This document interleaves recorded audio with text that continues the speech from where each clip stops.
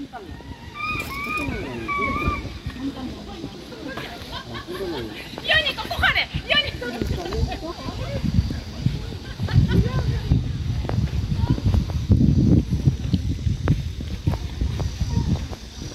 na yung mga tulips. Marami mga tulips pa eh.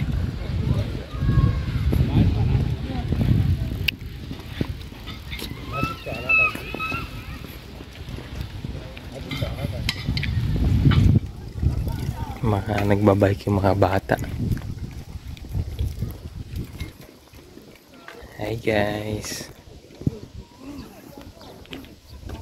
Dami talaga ano tawag ng halaman ito, nakalimutan ko. Oh. Sa Baguio tumutubo to eh. Nagbebenta ako ng ganito dating halaman eh. Nakalimutan ko lang yung tawag. Millionaires ang tawag nila dito. Millionaires sa Pinas. Mabili sa akin to. Best selling ko dati to. Halaman yan. Best seller.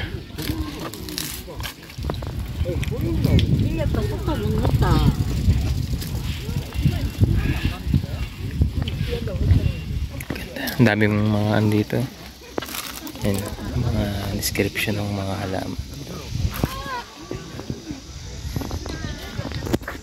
Hello guys, so for today's video dito naman tayo sa may Changpowon Park. So yun, day off natin ngayon, linggo. So ikot-ikot tayo dito Changpowon. Yan, pakita ko sa inyo guys yung mga ayan, yung mga halaman dito. Wala siyang amoy. Artemisia nana. Ito naman yung isa. Rainbow. Kaso ngayon yung mga flowering ay medyo nawawala na. Medyo nalalanta na sila kasi ano na ngayon eh. Ganda dun. Bali autumn na ngayon dito guys sa Korea ngayon. So nalalapit na yung winter. So actually ngayon may mayana din pala dito. Mayana guys. Mayana din pala dito. Tumutubo din yung mayana. So ngayon guys malamig na dito sa Korea. Kaya ganda. Malamig na dito guys. Matching ko sa Korea. Kaya yan, yung mga halaman medyo na sila, nawawala na, nalalanta na sila.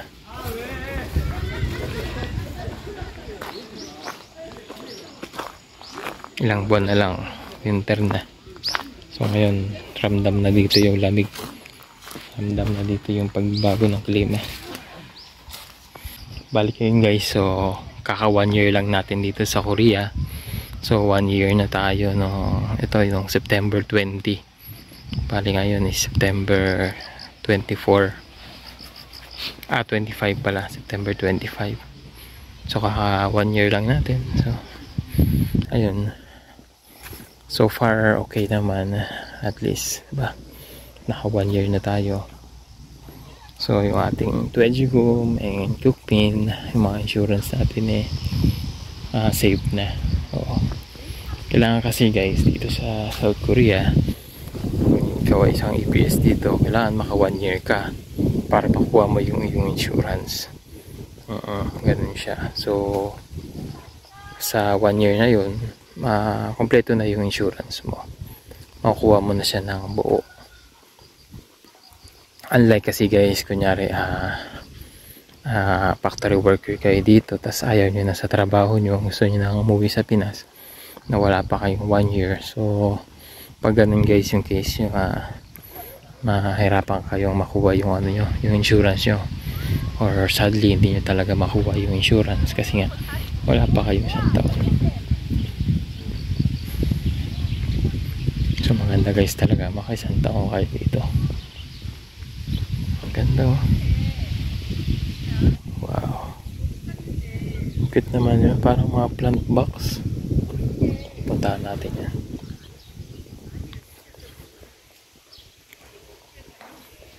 Ang daming mga ano, tawag yan. Parang walang anong halamang tubig yan.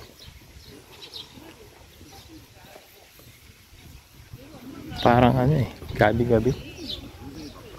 Gabi-gabi.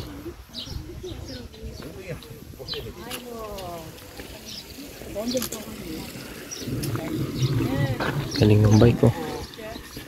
Sa kanya talaga nauso yung bike na yan. Yung dalawa yung nakasakay.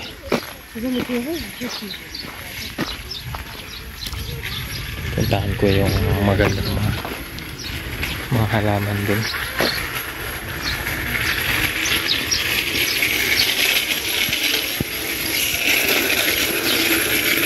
Ganda nito.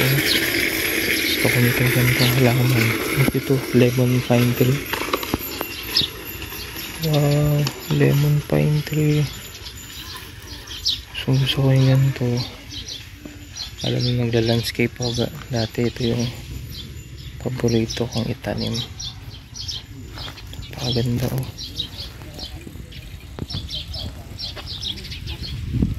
Pag nagawa na yung pag nagkabahay tayo, yan yung gusto kong ilagay.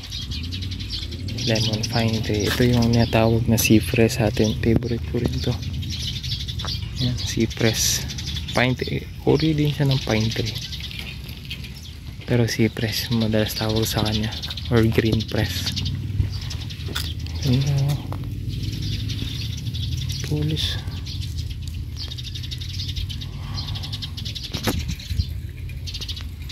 Sarap hawakan.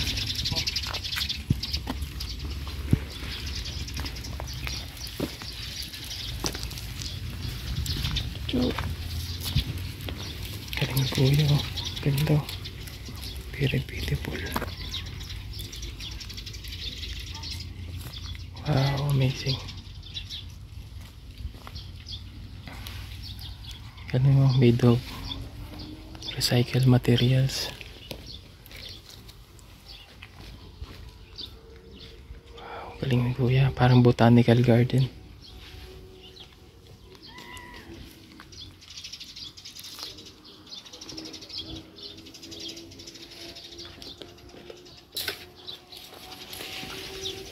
Cute. Mainit na pero buhay na buhay pa rin sila. Galing gumawa ni kuya.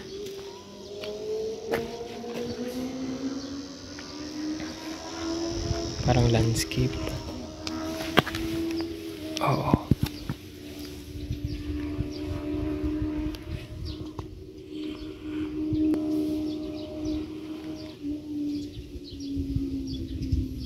Very good kuya. Galing mo gumawa.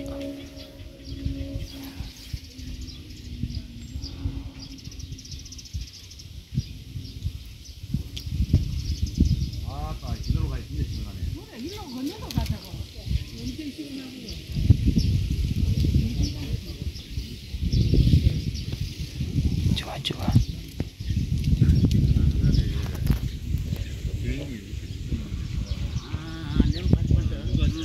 Jowa-jowa.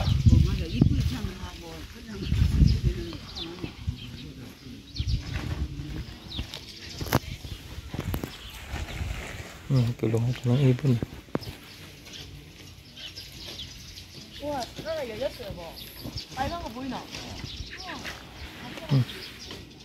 Apple pa. Sagwa.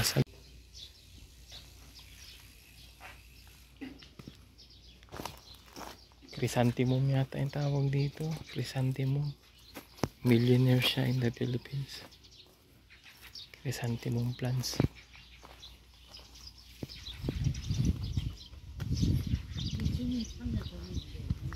Wow. Cute. Kita niyo yung pagiging craftsmanship ng mga Korean. Galing nila gumawa ng mga designs.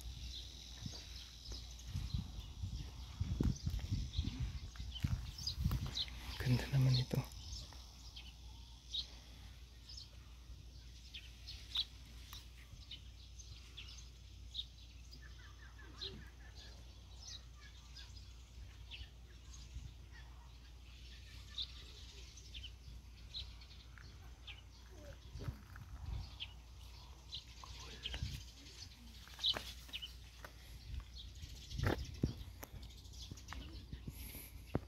Ito para siyang ano, it's a kind of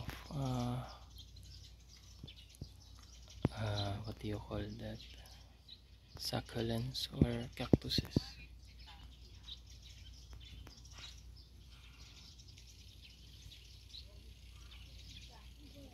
Cool.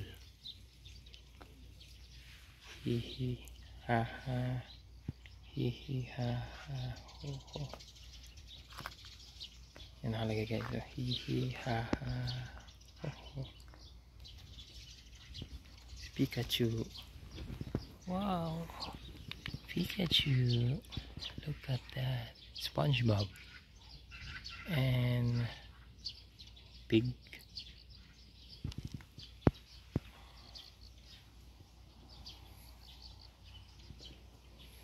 Cute.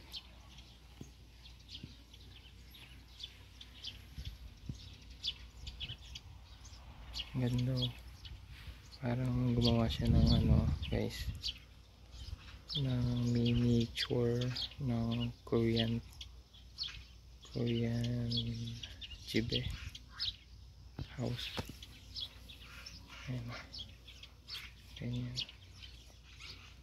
yung old Korean culture na preserve.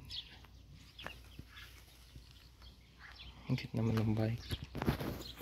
Bike ba? Nice. Cute. Diba? Yan ang mga Koreans.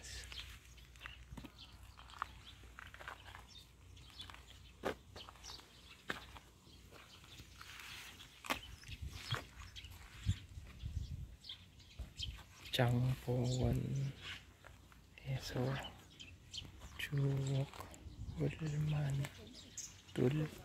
Toyo. Postbox.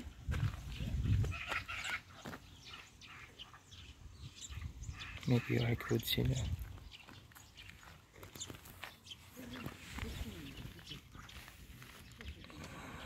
Ang cute. Ganda gumawa ng ganito. Pwede sa garden.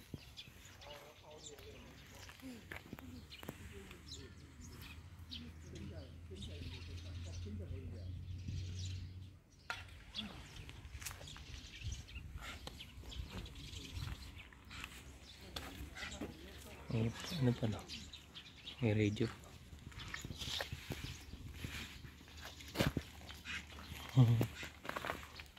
Nari lumilipad eh. Galing guys oh. Using solar siya.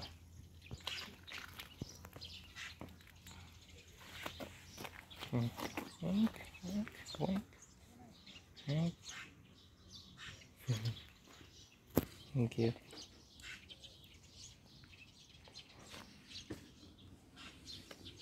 Wow, picnic.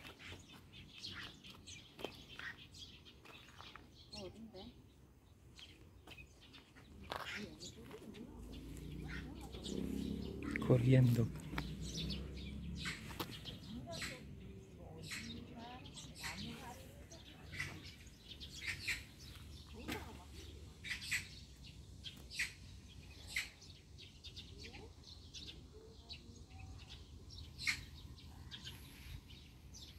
Ito yung Korean maple tree.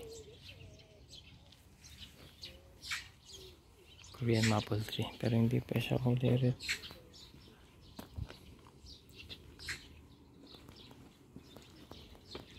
Cute.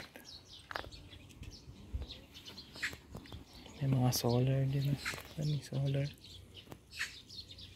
Sa gabi yan. Maganda. May ilaw.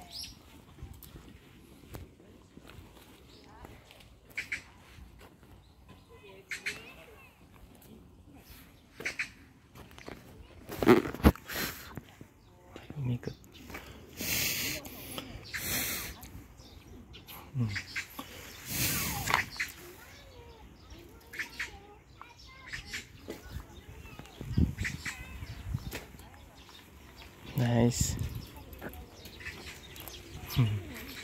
May solar power dyan sila, windmill na liit. Solar power windmill. Ang hilig nila sa ano, potting, steppings. Yan.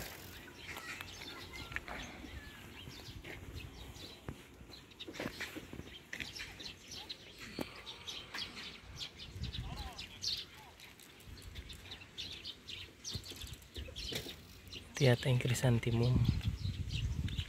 Nung nagla-landscape ako, mabili sa akin yan mga chrysanthemum.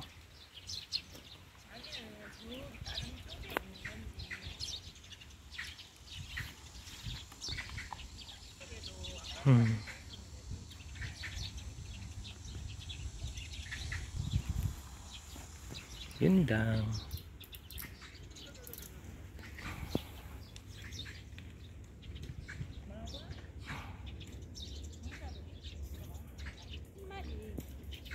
Fresh na fresh.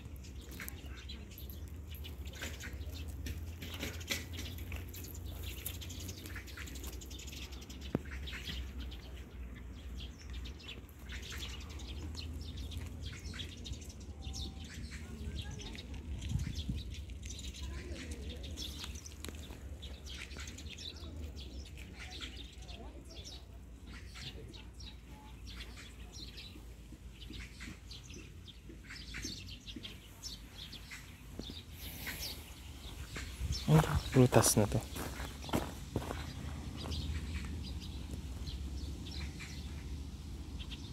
Sagwa. Medyo nagkulimlim na. Medyo maganda na yung ganda na yung klima. Kaya wala na yung init. Ikot-ikot pa tayo. At tayo ng nalulugaran saan pa masyadong mainit.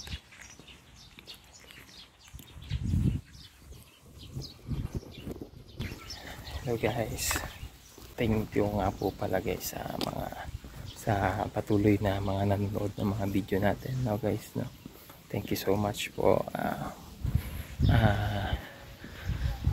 Keep watching po sa ating mga susunod na mga i-upload na video. Yun, thank you po talaga sa mga viewers natin na patuloy na sumusubaybay at sumusuporta sa ating mga video. At nga pala guys, sa mga bago sa ating channel, please do consider to like, share and subscribe na rin po sa ating mga video para lagi kayong ahead sa mga bago nating upload dito sa South Korea. Okay, timing dito guys sa lugar na to. So dito maganda mag muni-muni, mag unwind. Ayun guys, para medyo ma-relax yung isip, lalo na sa syempre sa work natin. Mga Koreano to, no? Koreans sa work natin na syempre minsan stress. Minsan yan, maganda rin maglabas-labas tayo pag nandito na tayo para na-relax yung isip natin. Lalo ngayon medyo kasagsagan kami ng overtime ngayon dito sa factory namin. So may overtime, halos magwa 1 month na yata kami na overtime, overtime pag gantong buwan dito guys sa may aming company. Ito yung mga buwan ng September, October, November, yan mostly yung mga yan, buwan na yan bago mag winter. Yan yung mga buwan na kalakasan dito sa aming company. Oh guys, kaya nilulubos-lubos natin yung pag-OT natin kasi pagkatas ng buwan na yun minsan wala nang OT dito sa amin. Bihira na mag-OT man Dahil panapanahon din kasi dito guys sa Korea, hindi laging may OT, minsan wala talaga. Minsan yung sahod natin basic lang. Pero dito naman guys sa factory namin, minsan pag wala kaming OT dito, yung sahod namin minsan mas mataas pa rin sa minimum.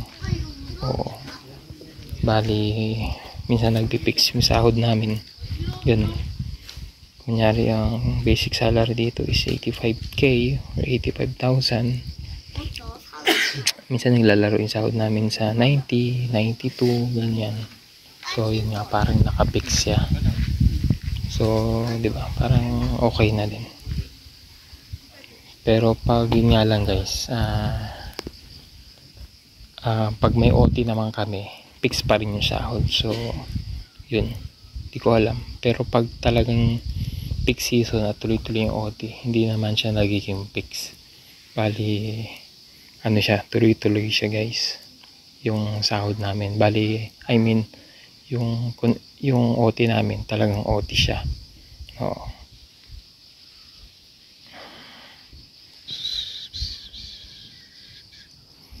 So bali tuloy-tuloy yung OT namin. Baka instead of 2.2 yung sahod namin every month, baka maging 3 million. I don't know, at 3.5 ganyan. Depende guys, makikita ko yun sa next payslip namin dito sa company. Kasi talagang tad kami ng OT ngayon dito guys.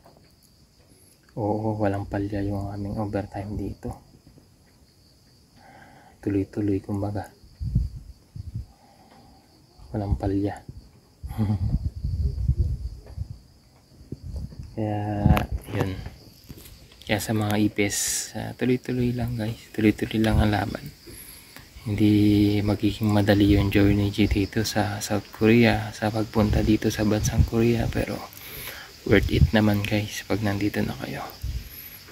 Masasabi nyo na sulit yung pagod, yung puyat, yung sakripisyo yung ginugol nyo dito, kasi magiging worth it talaga guys.